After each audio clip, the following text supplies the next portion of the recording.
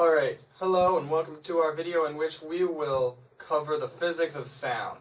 So the first thing to understand about sound is that it travels as a wave. So me speaking right now is creating a wave that is vibrating through the air so that the camera microphone can pick it up, or Laura back at the camera back there can hear it. Hi. So the cool thing about this video is we're going to get to see the waves produced. Here's flute and horn sound waves that are tracked by the program Audacity, which is on this computer, which, by the way, is an object that's in equilibrium because the net force acting upon it currently is 0, so it's standing still. Now it is a projectile in motion because I'm moving it. I'm applying force to the chair, so this chair, and the computer being part of the chair, is also a projectile in motion. Oh, some noises are soft, like a kitten, and some noises are loud, like a semi-truck. The different volumes of noises are determined by their sound waves amplitude. So a very large amplitude, or basically just a bigger wave, will create a bigger sound. Okay, so here are the two recordings of me playing a soft and a very loud note. These two are obviously very different amplitudes, but a similar shape because they come from the same instrument.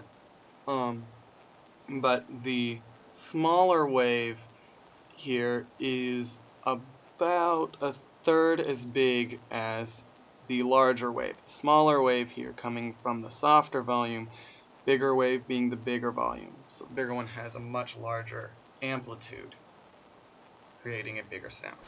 So some notes sound really good together, and some don't. But what makes this happen actually is that the notes that sound good together have a really nice ratio of the frequencies between the two notes. For these two, the frequency has grown by a factor of 1/4 from the C to the E. From C to F, 1/3, and from C to G, 1/2.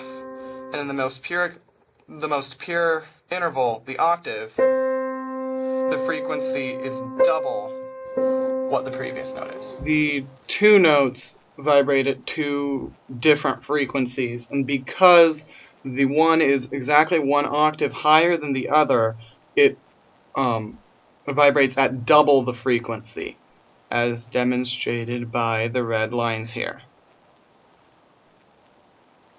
So different instruments sound differently, right? Like a French horn and a flute and a piano won't all make the same noises.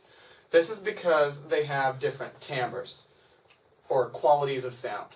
These different timbres are made by the sound waves produced by the instruments being of a different shape.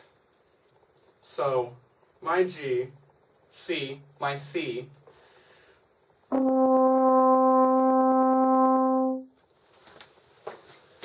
and Laura's C